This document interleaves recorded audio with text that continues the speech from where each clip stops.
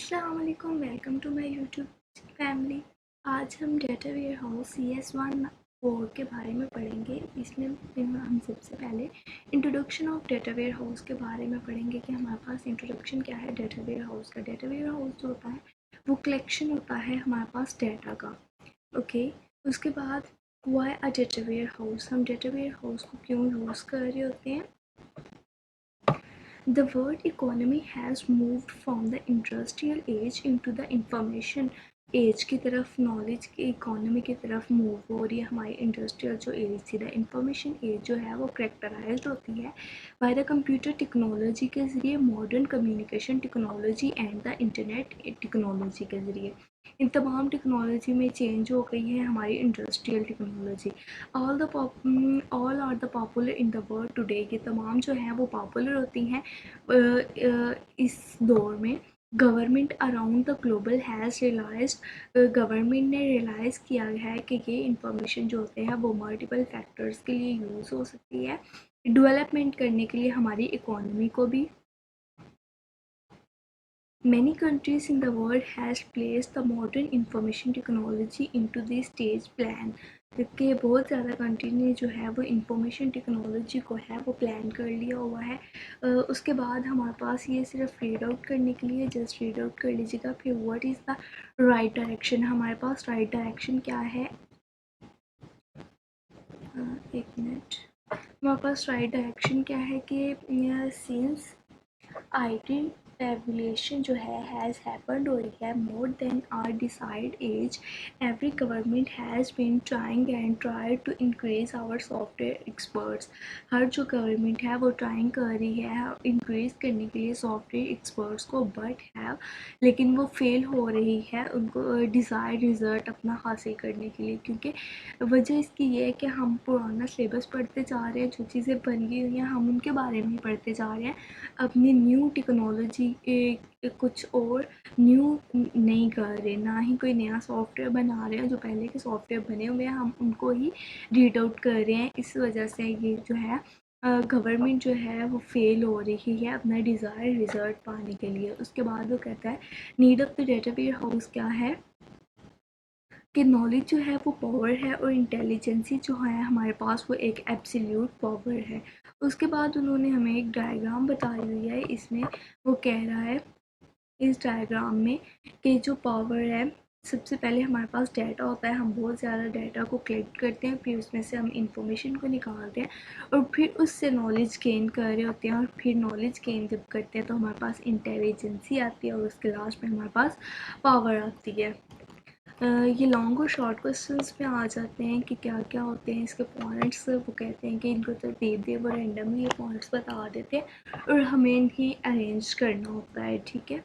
फिर उन्होंने इसको ही आगे डिफ़ाइन किया हुआ है। उसके बाद हिस्ट्री ओवरव्यू में क्या कह रहे हैं कि ये आगे हमें बताया हुआ है। हिस्ट्री ओवरव्यू में हमारे पास क्या है कि हमारे पास सबसे पहले 1960 में मास्टर फाइल्स होती थी और उनकी रिपोर्ट्स होती थी।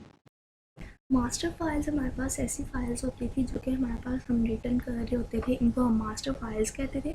उसके बाद जो है वो 1965 में हमारे पास लॉट ऑफ मास्टर फाइल्स, बहुत ज़्यादा मास्टर फाइल्स इकट्ठी हो गई, जिनको फिर हमने उनमें से डाटा जो है वो कलेक्ट करना जो था डिफ़िकल्ट हो गया।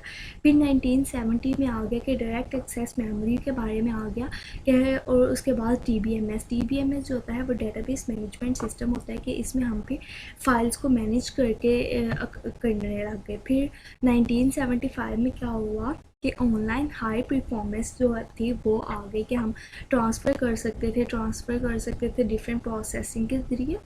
उसके बाद 1980 में हमारे पास PC और 4GL टेक्नोलॉजी आ गई थी, हमारे पास कंप्यूटर्स की टेक्नोलॉजी आ गई। उसके बाद हमारे पास 1985 में जो था वो एक्सट्रैक्ट प्रोग्राम और एक्सट्रैक्ट प्रोसेसिंग आ गई कि हमारे पास ये एक DBMS था, उससे हम दूसरे को एक्सट्रैक्ट कर सकते थे प्रोग्राम को, या फिर उसकी प्रोसेसिंग को हम एक्सट्रैक्ट कर सकते थे। भी 1990 में जो था हमारे पास ये एक वेब का जाल बन गया हुआ था, जिसमें हमारे पास डिफरेंट जो डाटा था वो कलेक्ट हो रहा होता था। उसके बाद एक मिनट, उसके बाद इन्होंने दोबारा से उसको डिफ़ाइन किया होगा कि 1970 में क्या हुआ था, ऊपर जिस चीज़ को मैंने डिफ़ाइन किया। अगर आपने करना हुआ तो मज़ीद रीड आउट आप कर सकते हैं, अदरवाइज़ ऊपर वाली ही चीज़ बताई हुई है कि देखिए हमारे पास एक डेटा का जो है वो उन्होंने जाल दिया हुआ है जिससे हम देख रहे हैं। एक मिनट, ये इसमें ये है कि हम देख रहे होते हैं कि हमारे पास मैक्सिमम टाइम कहाँ पे लग रहा होता है और मिनिमम टाइम में हम अपने डॉक्यूमेंट्स जो हैं वो कहाँ से गेन कर सकते हैं। ये हमारे पास जो थे DBMS हैं हमारे पास, वो उनमें से हमने डाटा को जो है वो कलेक्ट करना होता है। ठीक है, आगे उन्होंने क्या ऐसे फिर ये रीड आउट कर लीजिएगा अगर करनी हुई तो, कुछ खास इंपॉर्टेंट नहीं है। उसके बाद हमारे पास लेक्चर नंबर 2 स्टार्ट हो रहा है। इसमें भी introduction to data warehouse है। डेटा वेयर हाउस का पार्ट 2 बताया होगा। डेटा वेयर हाउस होता है वो मैंने शायद पहले भी बताया था कि कलेक्शन ऑफ डाटा होती है। जब हमारे पास बहुत ज़्यादा डाटा पड़ा होता है उसको हम कह रहे होते हैं कि ये हमारे पास डाटा वेयर हाउस है। Why a data warehouse, कि हम डाटा वेयर हाउस को क्यों कलेक्ट कर रहे होते हैं। डाटा वेयर हाउस जो है हमारे पास बहुत ज़्यादा डाटा को कलेक्ट किया जाता है, एक ऐसा डाटा जो कि हमारे बाद में इंफॉर्मेशन दे सके, हमारे वो नॉलेज में आ सके, वो वाला डाटा हमें गेन करना है। ये नहीं कि हम ऐसे ही बहुत ज़्यादा फाइल्स को जो है वो इकट्ठा करते हैं और हम कहें कि ये डाटा वेयर हाउस है। अगर वो हमारे यूज़फुल नहीं होंगी फाइल्स तो वो डाटा वेयर हाउस नहीं होंगी। ठीक है, उसके बाद इन्होंने ये मॉरल्स लॉ बताया हुआ है, ये हमारे पेपर्स में भी आ जाता है, यहाँ से लेके यहाँ तक ये मॉरल्स लॉ है। इसमें वो क्या कहता है कि लॉ जो है on increase in performance of the CPU, ये परफॉर्मेंस ऑफ CPU को इंक्रीज़ करती है और डिक्रीज़ कर देती है इसकी कॉस्ट को। ठीक है, जैसे कि उसकी स्टोरेज को इंक्रीज़ कर देती है, स्टोरेज स्पेस को, और उसकी कॉस्ट को डिक्रीज़ कर देती है। जैसे कि देखें पहले जो थे हमारे पास जो हैं वो बहुत ज़्यादा लार्ज सुपर कंप्यूटर्स होते थे जो कि फुल रोम के होते थे, और उनकी जो स्टोरेज होती थी, उनकी परफॉर्मेंस जो होती थी वो बहुत ही स्लो हो रही होती थी, लेकिन उनकी कॉस्ट जो थी वो बहुत हाई हो रही थी। और जैसे जैसे जो है वो दौर गुजरता गया, हमारी जो परफॉर्मेंस थी CPU की वो इंक्रीज़ होती गई और हमारी जो कॉस्ट थी वो आहिस्ता आहिस्ता डिक्रीज़ होती गई। ये हमारे पास मॉरल्स का लॉ है।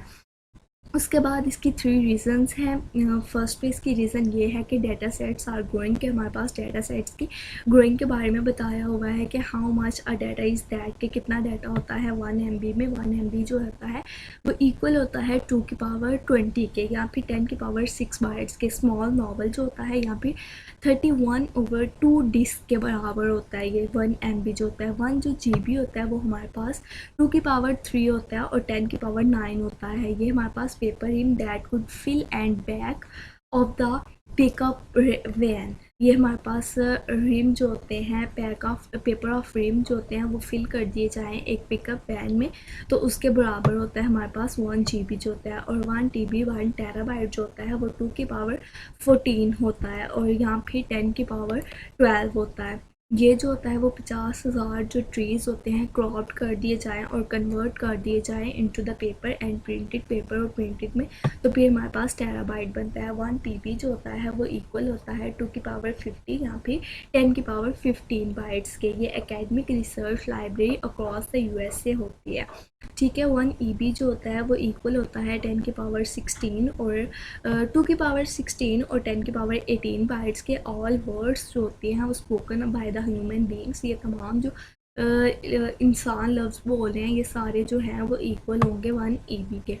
ठीक है, ये MCQs में आ जाता है अक्सर, ये 1 EB जो है वो किसके इक्वल होते हैं, 2 की पावर 16 यहाँ पे 2 में दे दें या फिर 10 में दे दें, ये MCQs में आ जाता है। ठीक है, उसके बाद देखें कि कहता है कि size of the data sets जो हैं वो ग्रोइंग हो गए और कॉस्ट जो होगी वो उनकी डिक्रीज़ हो गई। मॉरल्स लॉ में जैसे ऊपर मैंने बताया था कि उसमें भी उसने यही कहा है कि CPU की जो परफॉर्मेंस है वो इंक्रीज़ हो जाती है लेकिन उसकी कॉस्ट जो है वो डिक्रीज़ हो जाती है। यही इन्होंने बताया होगा है इधर कि यहाँ पे देखें कि 1990s में जो थे वो $15 का था, और जब एक 2002 आया तो वही जो थे वो डाउन हो गया, 100 टाइम्स वो नीचे गया है। ये उसकी कॉस्ट के बारे में बताया हुआ है। A data warehouse of a data is not a data warehouse, इसमें इन्होंने ये बताया हुआ है कि समवन सेज, अगर कोई कहता है I have a data set of size 1 GB, so I have a data warehouse. You can, कहता है कि अगर कोई कहे कि मेरे पास एक जो है वो डाटा का सेट जो है उसका साइज़ जो है वो 1 GB है, तो क्या वो डाटा वेयर हाउस होगा। और समवन एल्स जो है वो कह रहा है कि अगर मेरे पास जो डाटा सेट का साइज़ है वो 100 GB है, तो क्या वो हो सकता है डाटा वेयर हाउस। और समवन एल्स कह रहा है कि टेराबाइट है मेरे पास, तो क्या वो हो सकता है। लेकिन इनमें से देखें कि जो भी हमारे पास ऐसा डाटा जिसमें हम इंफॉर्मेशन गेन कर रहे हों, जो हमारे यूज़फुल हो बाद में, तो उसको हम डाटा वेयर हाउस कहेंगे, जो हमें इंफॉर्मेशन दे रहा हो। ठीक है, how was a data warehouse, इधर उसमें क्या है कि कौन सा डाटा वेयर होगा, नॉट इनफ इंफॉर्मेशन, जिसमें ज़्यादा इंफॉर्मेशन होगी वो हमारे पास जो है वो डाटा वेयर हाउस हो सकता है। ज़रूरी नहीं कि अब देखें टेराबाइट इतना ज़्यादा डाटा होता है, लेकिन अगर वो यूज़फुल नहीं है तो ये हमारे पास डाटा वेयर हाउस नहीं होगा। अगर हमारे पास ये 1 GB जो है इसमें हमारे पास एक यूज़फुल डाटा है, तो ये हमारे पास एक डाटा वेयर हाउस हो सकता है। आगे उन्होंने कहा हुआ है कि साइज़ जो है वो एवरीथिंग नहीं है। मतलब देखिए, अगर कम साइज़ है लेकिन हमारे पास वो यूज़फुल डाटा है, तो वही हमारे पास डाटा वेयर हाउस होगा। ज़रूरी नहीं कि 1 TB इतना ज़्यादा डाटा हो तो उसको ही हम डाटा वेयर हाउस कहेंगे। ठीक है, आगे ये हिस्ट्री है। ये डाटा वेयर हाउस उन्होंने बताया होगा कि हमारे पास क्या होता है कि डाटा वेयर हाउस, हम एक डाटा जो है वो हम लर्निंग के लिए, एटीएम के लिए, चेक अकाउंट के लिए, क्रेडिट कार्ड, सेविंग अकाउंट्स के ऊपर उन्होंने एग्जांपल दी हुई थी, तो उसको ही उन्होंने डायग्राम में डिफ़ाइन किया होगा। ठीक है, उसके बाद हमारे पास जो सेकेंड रीज़न है वो बिज़नेस डिमांड इंटेलिजेंस की है। उसमें वो बताएगा कि DBMS अप्रोच क्या होता है और इंटेलिजेंसी इंटरप्राइज क्या होती है। ठीक है, DBMS जो होता है वो कहता है कि लिस्ट ऑफ ऑल आइटम्स होंगी that were sold last month. हमारे पास जो लास्ट मंथ की आइटम्स की लिस्ट है वो हमारे पास होगी। लेकिन इंटेलिजेंसी में क्या होगा कि विच आइटम सेल टुगेदर, कि हम कौन सी आइटम जो हैं वो सेल कर सकते हैं इकट्ठी, और when which items to stock, और हम कौन सी आइटम जो है वो स्टॉक कर सकते हैं। ठीक है, इंटेलिजेंसी में ये चीज़ आती है।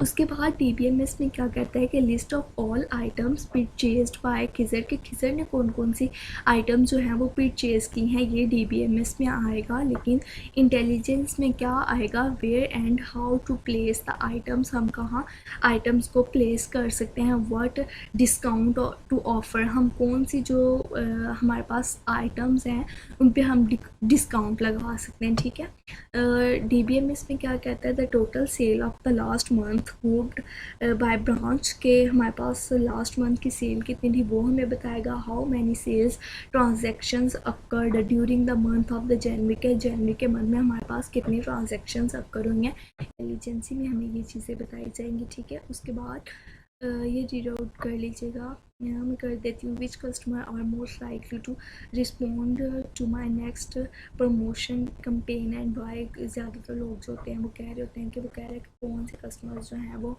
हमें प्रमोशन के लिए, कंपेन के लिए ज़रूर रिस्पॉन्ड कर सकते हैं। ठीक है, ये बताया होगा उन्होंने।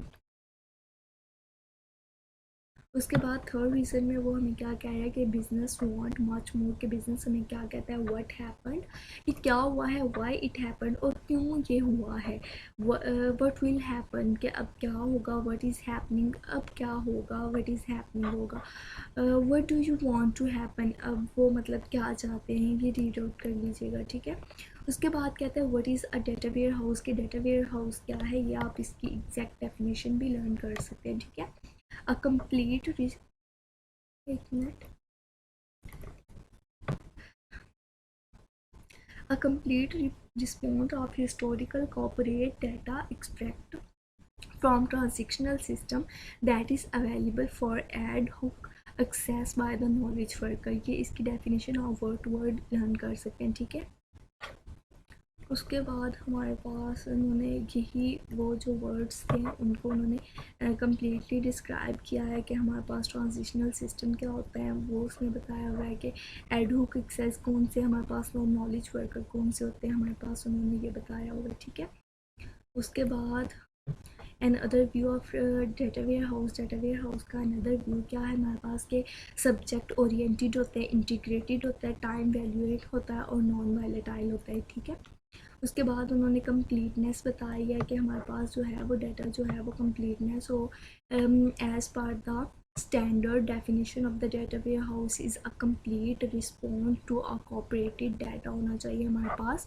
the reality is that it can never be complete, कि हमारे पास complete नहीं होगा। we will discuss this detail very shortly, कि हमने इसकी डिटेल को बहुत शॉर्टली पढ़ा है। उसके बाद उन्होंने ये रीड आउट करने के लिए है, या आप रीड आउट कर लीजिएगा जस्ट एक मिनट। उसके बाद हमारे पास लेक्चर नंबर 3 स्टार्ट हो रही है, हम इंशाल्लाह नेक्स्ट वीडियो में पढ़ेंगे। Like share and subscribe. अल्लाह हाफिज़।